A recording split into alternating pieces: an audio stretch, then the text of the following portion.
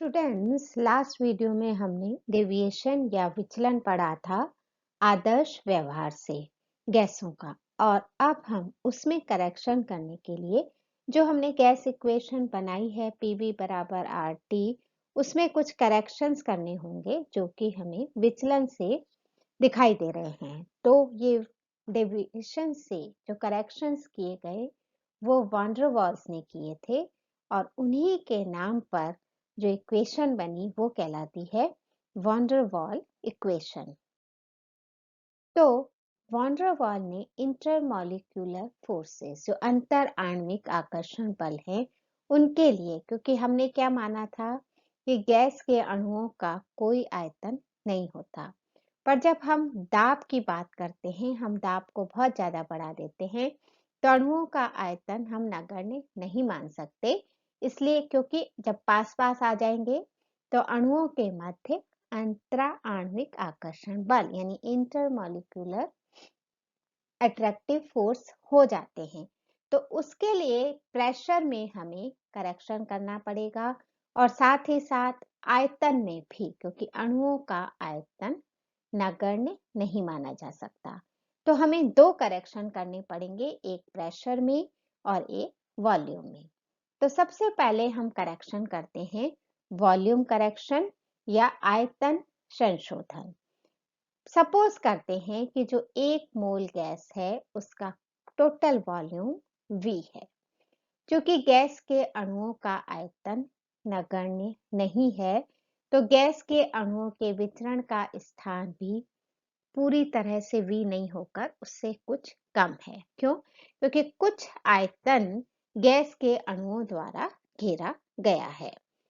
तो वॉन डर वाल्स जो साइंटिस्ट थे, उन्होंने ये कहा कि आयतन V में से एक राशि, कोई भी एक करेक्शन राशि को हम, जिसे उन्होंने B कहा, उसको घटा देते हैं, और वो आयतन जो है वो गैस के अणुओं के लिए विचरण के लिए आ जाएगा। तो जब हम V माइनस बी करेंगे, तो जो V माइनस बी वाला आयतन है उसमें गैस के अणु आराम से विचरण कर सकते हैं। तो ये जो B है, जो करेक्शन फैक्टर हमने B इंट्रोड्यूस किया है, उसको हमने कहा वर्जित आयतन या एक्सक्लूडेड वॉल्यूम। एक्सक्लूड किससे किया है? ये वो वॉल्यूम है जो गैस के अणुओं का है। अगर हम माने कि Vi अणुओं के स्वतंत्र विचरण के लिए आयतन है। Vi क्या है? V तो है हमारा टोटल वॉल्यूम, और Vi वो आयतन है जिसमें अणु जो है वो स्वतंत्र रूप से घूम सकते हैं, यानी आदर्श आयतन है। तो उस स्थिति में हम कह सकते हैं कि अगर हमें कैलकुलेशन करनी है वर्जित आयतन की या एक्सट्रैक्टेड आयतन की, तो हम कह सकते हैं कि वर्जित आयतन की गणना करने के लिए हमें सबसे पहले गैस के अणु का डायमीटर ज्ञात करना होगा। तो मान लेते हैं कि हम देख रहे हैं कि एक्सक्लूडेड वॉल्यूम हम कैसे निकाल रहे हैं कि किसी गैस के अणु जो है उसका डायमीटर कितना है, सिग्मा है। ठीक है, एक हमने अणु बीच में लिया है और उसका जो डायमीटर है, व्यास है, वो सिग्मा है। जब दो अणु आपस में स्पर्श करते हैं, पास में आ रहे हैं, तो देख सकते हैं कि हम इससे ज्यादा वो पास नहीं आ सकते। उस स्थिति में कितना हो जाता है, दोनों अणुओं के बीच का जो दूरी है, डिस्टेंस है, वो सिग्मा है। अतः दोनों इस दूरी से अधिक निकट नहीं आ सकते। इतनी दूरी वो रखेंगे ही रखेंगे क्योंकि चिपक चुके हैं। यानी एक अणु का दूसरे अणु के चारों ओर सिग्मा अर्धव्यास के गोले के बराबर आयतन नहीं जा सकता, इससे कम नहीं हो सकता, जाना संभव ही नहीं है। तो जो शेडेड वॉल्यूम दिखाया है, उस वॉल्यूम क्या कहलाता है? वो हमारा एक्सक्लूडेड वॉल्यूम है, क्योंकि इससे करीब अणु पास में नहीं जा सकते। यही स्थिति दूसरे अणु की पहले अणु से भी होती है। तो जो सिग्मा है, जो डायमीटर है, वो व्यास के गोले के बराबर आयतन में जाना संभव नहीं है। तो हम कह सकते हैं कि किसी भी अणुओं के एक पेयर में जो वर्जित आयतन है या जो एक्सक्लूडेड वॉल्यूम है वो VI किसके बराबर है? Total volume V minus B, excluded volume, जिसमें अणु और अधिक पास नहीं जा सकते। और VI जो है वो अणुओं का वो आयतन है, गैस का कुल वो आयतन है जिसमें अणु आसानी से घूम सकते हैं। तो अब जो शेडेड हमने एरिया बताया है, जो छायांकित गोला है उसका आयतन ही दो अणुओं के वर्जित आयतन के बराबर हो जाएगा, क्योंकि जो एरिया हमने शेडेड दिखाया है, एक गोले का आयतन क्या होता है? 4/3 पाई सिग्मा क्यूब। ये हमारा थ्योरेटिकल वैल्यू है कि जब एक कोई सर्कल है तो उसका वॉल्यूम जो हो जाता है 4/3 पाई सिग्मा क्यूब। तो एक अणु का वर्जित एक्सक्लूडेड यानी हाफ, क्योंकि उसके डायमीटर के बराबर है, अर्ध व्यास के बराबर है, तो half into 4/3 pi sigma cube या 4/6 पाई सिग्मा क्यूब। अब एक अणु का वास्तविक आयतन कितना है? 1/3 पाई सिग्मा बाय 2 का होल क्यूब। सिग्मा बाय 2 क्या है? उसका डायमीटर।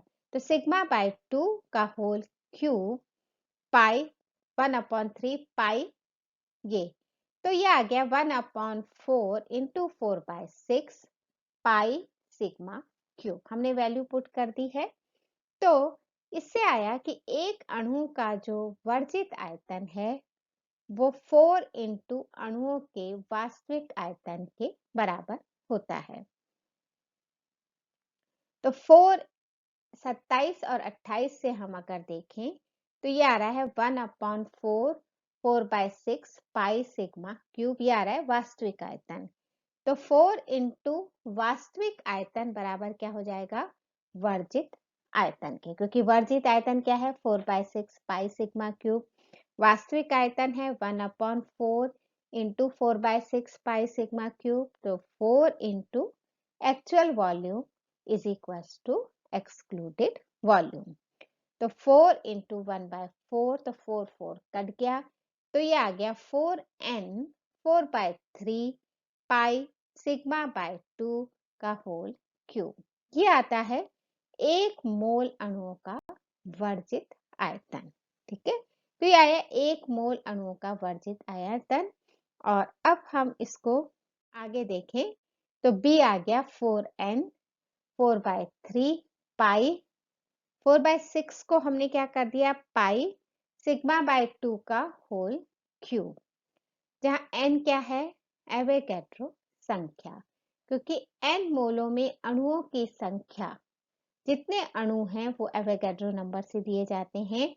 तो वर्जित आयतन में 1 मोल या n मोल अणुओं में की संख्या में कितना वर्जित आयतन होगा वो हमें B से कैलकुलेट हो जाएगा। अब एक सिंपल एग्जांपल से हम देख लेते हैं कि एक गैस के अणु का व्यास, आपको डायमीटर दिया हुआ है, 4.2 इंटू 10⁻⁹ मीटर है। गैस के प्रति मोल यानी 1 मोल में हमें B निकालना है, एक्सक्लूडेड वॉल्यूम। तो प्रति मोल वर्जित आयतन B बराबर है 4n 4/3 pi sigma upon 2 cube. Pi हम जानते हैं 3.14, n एवोगैड्रो नंबर है, 6.02 इंटू 10⁻23, सिग्मा अपॉन 2, सिग्मा आपको दे रखा है 4.2 इंटू 10⁻⁻⁹ तो ये हो गया 2.1 इंटू 10⁻⁻⁹। अब हमने इसकी वैल्यू पुट कर दी, तो यहाँ क्या हुआ? 10⁻⁻⁹ का क्यूब है और 10⁻23 बाहर है। जब हम सब चीजों को सिंप्लीफाई करेंगे तो ये आ जाता है 9.3 into 10⁻⁻6 metre cube mole inverse. अब आपको लग रहा होगा कि इतनी लंबी चौड़ी कैलकुलेशन पर ही नहीं, आप अगर बी में ये सारी वैल्यूज एग्जैक्टली पुट कर देंगे तब भी आपको पूरे नंबर मिल जाएंगे। इसलिए लास्ट तक कैलकुलेशन में हमें नहीं उलझना है, ये बात आप ध्यान रखें। ये था हमारा वॉल्यूम का करेक्शन। अब हम आते हैं प्रेशर के करेक्शन में। तो प्रेशर के करेक्शन की आवश्यकता क्यों पड़ी? क्योंकि वहां हमने जब काइनेटिक थ्योरी पढ़ी थी, तो काइनेटिक थ्योरी में हमने जो अभिधारणा या जो पोस्टुलेट्स लिए थे, उसमें हमने ये माना था कि गैस के अणुओं के बीच कोई आकर्षण बल नहीं होता। जबकि क्या हो रहा है, जब हम दाब बढ़ाते हैं तो गैसें द्रव में परिवर्तित हो जाती हैं। इसका मतलब गैस के अणु पास पास आ जाते हैं और आकर्षण बल होता है। तो अंतराण्विक आकर्षण बलों के कारण हमें दाब में करेक्शन या प्रेशर में करेक्शन करना पड़ रहा है। जब हम प्रेशर हाई लगाते हैं, उच्च दाब होता है, तो गैस के अणु पास पास होते हैं, आकर्षण अधिक हो जाता है। गैस, सपोज करते हैं कि एक वेसल लिया है और उसमें गैस के अणु भरे हुए हैं। इनमें से एक अणु जो कि वेसल में बीचों बीच है, हम आगे चैप्टर देखेंगे, डायग्राम आगे की स्लाइड में आ रहा है, और ये अणु दूसरे सभी अणुओं से, क्योंकि बीच में है, सभी अणुओं से एक समान रूप से आकर्षित हो रहा है। पर एक अणु, दूसरा बी, जो पात्र या वेसल की दीवार के पास है, वो सिर्फ पीछे की ओर से ही अणुओं द्वारा आकर्षित हो रहा है, क्योंकि एक साइड तो दीवार है, उधर साइड कोई आकर्षण बल नहीं है।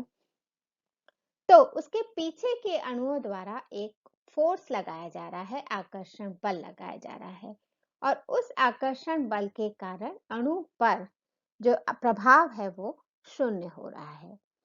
अब जिसके कारण ये अणु पीछे की ओर खिंचाव अनुभूति कर रहा है, ये खिंचाव अणु की गति को प्रभावित कर रहा है। देखो, जो अणु सेंटर में है उससे चारों तरफ से अणु खींच रहे हैं, तो वो प्रभाव तो जीरो हो गया। पर जो अणु वेसल के करीब है और जिसपे अणु पीछे की ओर से ही आकर्षण बल लग रहा है, वो आकर्षण बल उस अणु की गति को प्रभावित करता है, और अणु वेसल की दीवार से उतनी तेजी से नहीं टकरा पाता है जितना उसे टकराना चाहिए, अगर वो अणु या खिंचाव या आकर्षण बल उसमें ना हो।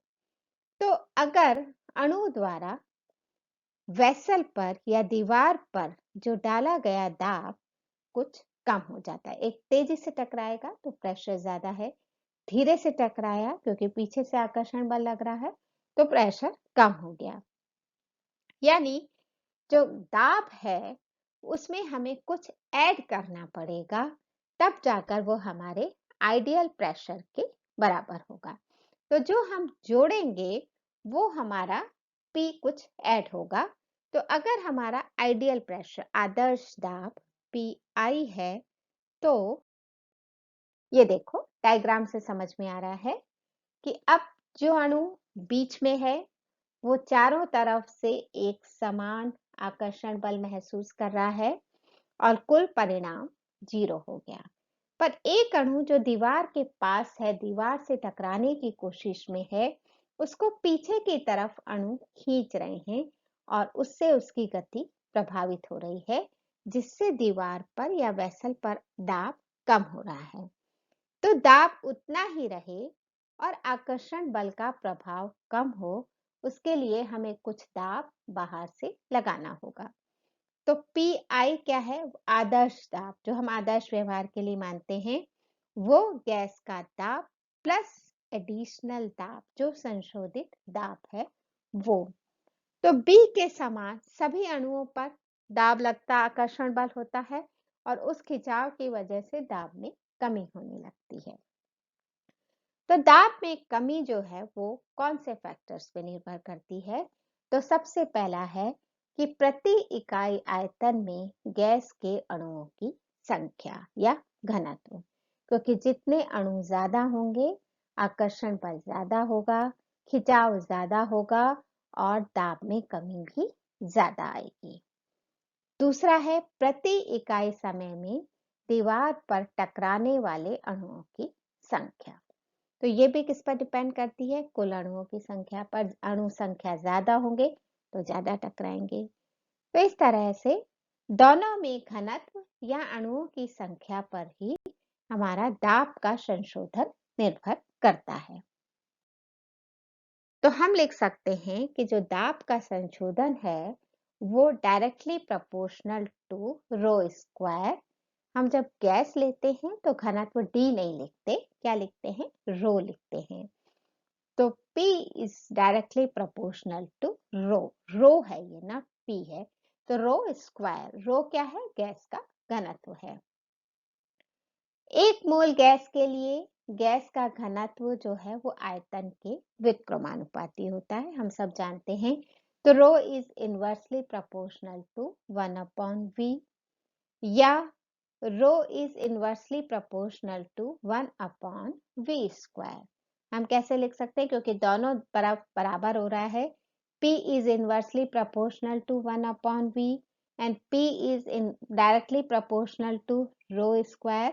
तो हम लिख सकते हैं कि P is inversely proportional to 1/v square.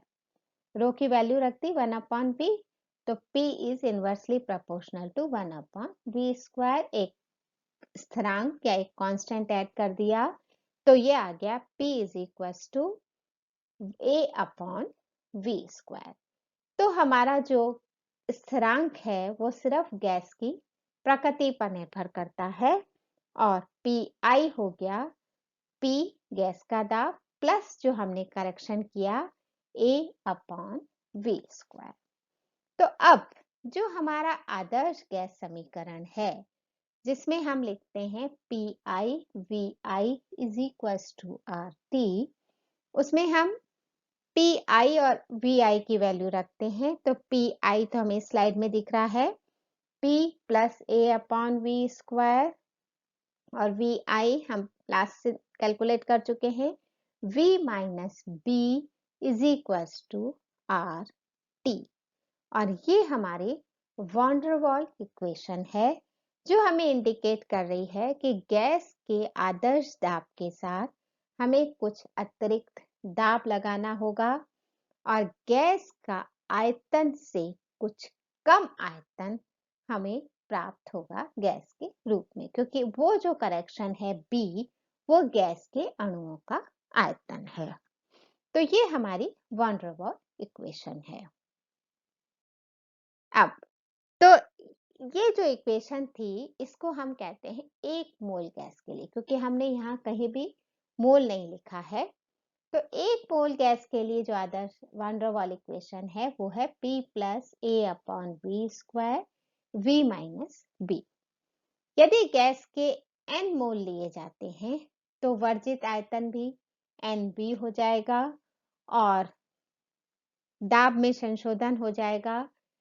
P is inversely proportional to n/v square, या P is equals to A n square V square, और उसमें भी क्या हो जाएगा? V minus n b. तो ये हो गया A और B van der Waals constant. n mole gas के लिए है तो P plus A n square upon V square, V minus n b is equal to NRT।